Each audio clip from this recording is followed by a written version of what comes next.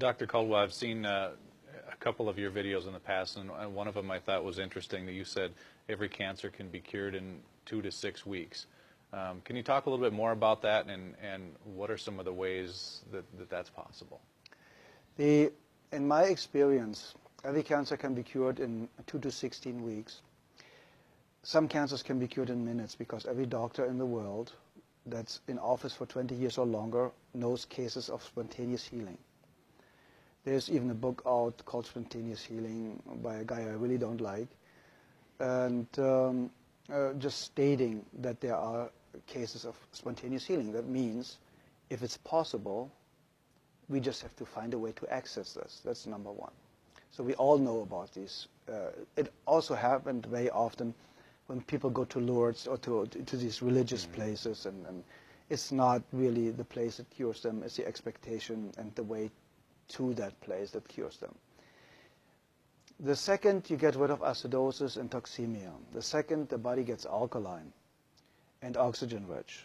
With juicing a lot of greens like chlorophylls, everything that's green has a lot of chlorophyll, gives the body a lot of oxygen.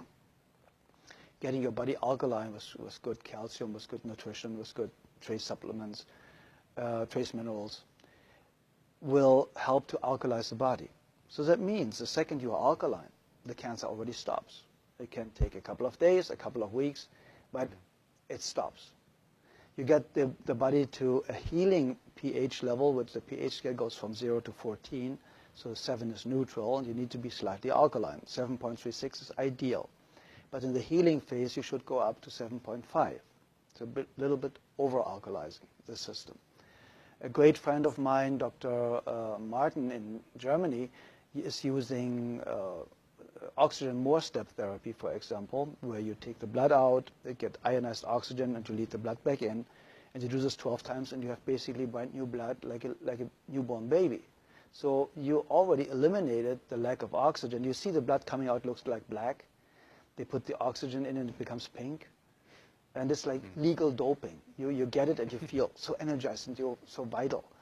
And there are, we know basically with what I used, what my MDs in Europe used is vitamin C injections, intravenous vitamin C injections, 100 cc's a day, 3 times a week. That's what we used in certain cases more often. And very often, believe it or not, in my personal experience, the tumors or the cancerous growth was basically gone within a couple of days.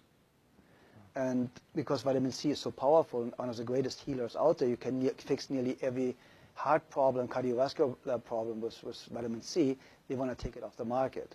So it's going to become a prescription medication, and then it's synthetic and will not work anymore, like vitamin E.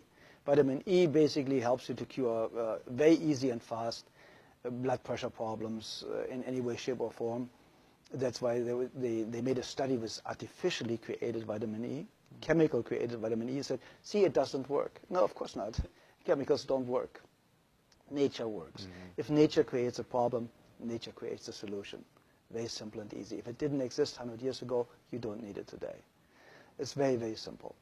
And when you want to help somebody to educate themselves, to eliminate his or her own cancer really, really fast, I would basically start instantly with a vegan diet or with a raw food diet. My friend Paul Nissan is one of the greatest raw food chefs. He has fantastic books out there about raw food, so it's accessible for a couple of bucks, how to do it. He has free videos all over his website. And I would go instantly on a raw food diet. I would go make sure, if I don't have a very rare kidney disease, to drink a gallon of water a day with half a teaspoon of sea salt in it a day, because we need salt for every body function. We need electricity. And this electricity can only be produced with enough salt, basically. So if you have a lack of salt, you have a blood pressure problem. See, and we're not supposed to have salt, though, too, especially if we have high blood pressure. That's what we're told. Okay, it's the opposite. The problem is they are talking about table salt. Very often, table salt is 1/3 glass, 1/3 sand, and 1/3 salt. So the glass or the sand is scratching the arteries, and they start to bleed.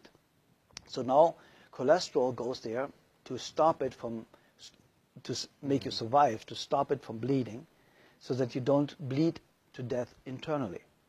So now they say the cholesterol all of a sudden is the cause of the high blood pressure because it narrows the blood ways. And that's completely absurd because you die of not enough cholesterol. You do not die of too much. There are people with a cholesterol of 600, perfectly healthy, never been sick in their lifetime. So what do you do with a patient in a burn unit? You give them 20 to 25 hard-boiled eggs a day because they know only cholesterol can rebuild brand new healthy cells really, really fast. Nearly 87% of a cell is built from cholesterol. So where does the new cell potential or foundation come from if you have a lack of cholesterol? Everybody should have at least 250 combined cholesterol. And then they tell you LDL and HDL are good and bad cholesterols. It's not even cholesterol. It's a protein that transports cholesterol. So they are too stupid to even narrow it down the right way. So if you look at the facts and if you look what they know and what they don't know, you know that Dr. Gary Null stated it, and a lot of other people. The medical profession, the medical doctor statistically has the shortest lifespan of 56 years of age, the highest abuse rate of alcohol and drugs, the highest suicide rate, only the psychiatrist is higher. And so you go to somebody that has the lowest lifespan, highest suicide rate, highest drug abuse rate, to ask them how to have a healthy, happy, long life. I think we should rethink our way of thinking.